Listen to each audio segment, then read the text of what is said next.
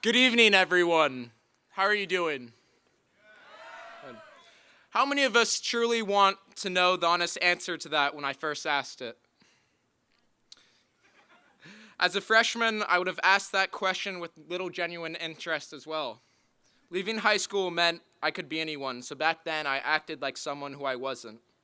I sported the red backpack, walked around the dorm with the shirt off, wore crazy hats, pretended to be artsy, and if you knew me from high school, you would have known I was full of shit. In high school, I was goofy, unique.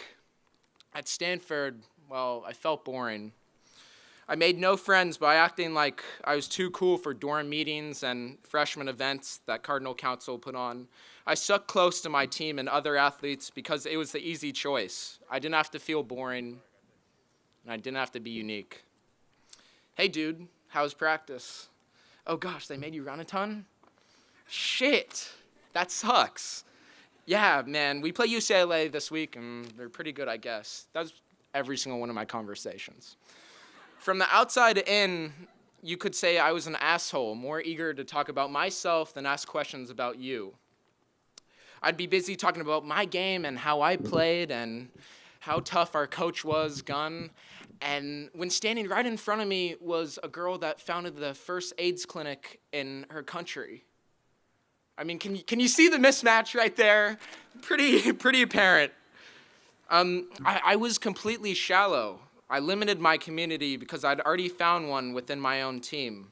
While I consider them my brothers and I've made very, very many good friends in the athletic community, I wish now that wasn't all I had done. I wish I could call my roommate Tony from Arroyo, freshman year, one of my best friends, but I can't. I wish I'd gone on ski trip to Lake Tahoe instead of playing Call of Duty with my teammates and watching Dexter kill people in my dorm alone. And I wish I'd stayed up and had deep late-night talks with people like I imagined myself doing and arguing over settlers of Catan until 4 a.m., say, no, you stole the ore, or just like, oh, I do that all the time.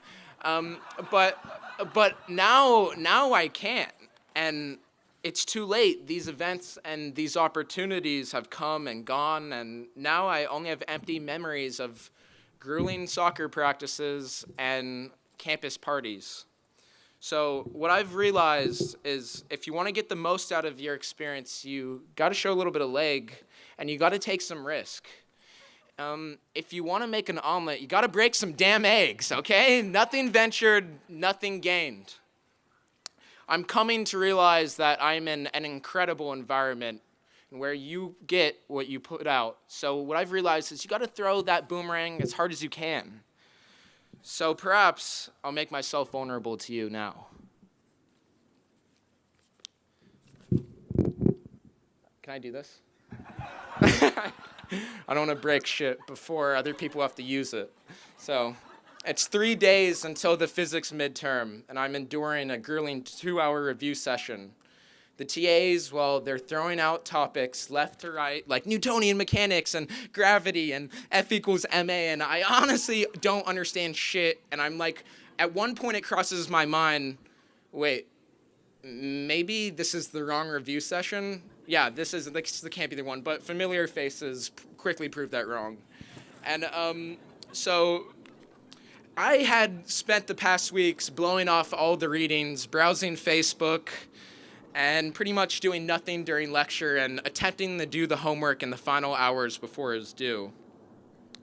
And I sat there at that review session staring at my blank piece of paper, and it seemed hopeless to even begin writing anything down.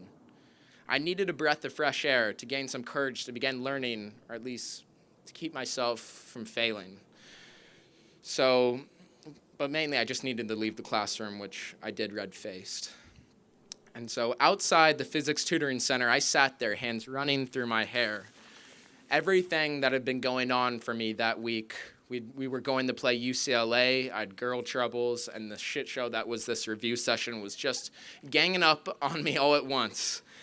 And so pulling my hair even harder and harder, full-fledged freak out. And if you know me, you know I freak out. I'm staring at the ground, sitting on this bench, swelling up, just full of emotion and stress. And right as I'm about to burst, it happens. A sewer snake released, letting the dogs out. Now, my eyes lit up, and now I was just confused.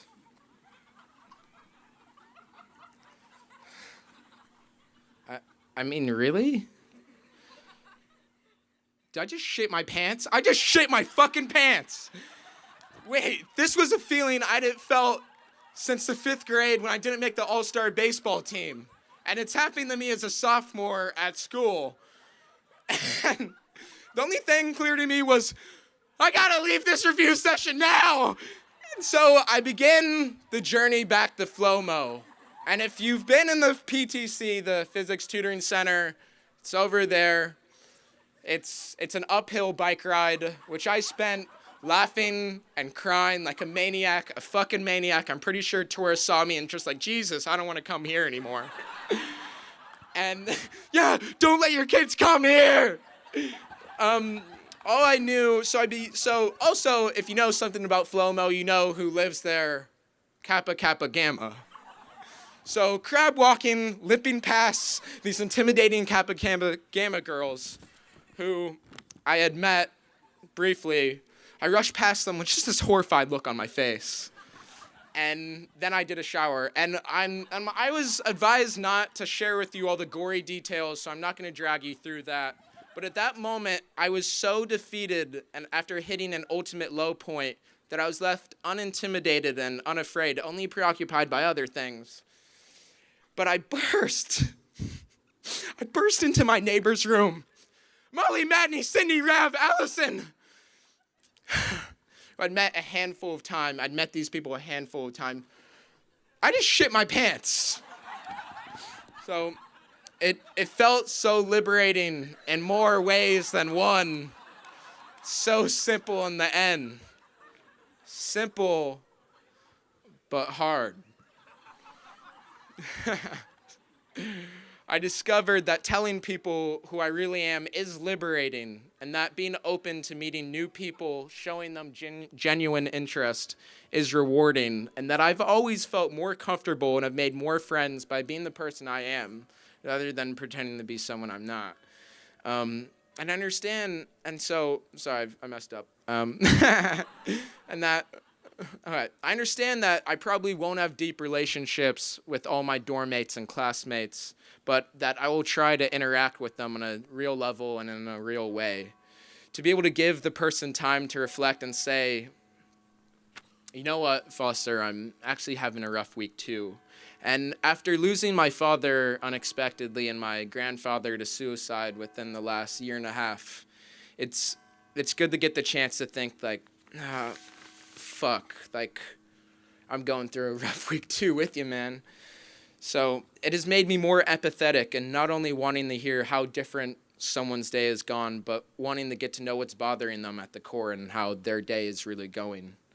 So now I want to give you the opportunity to think about yourself. Wait, how am I doing?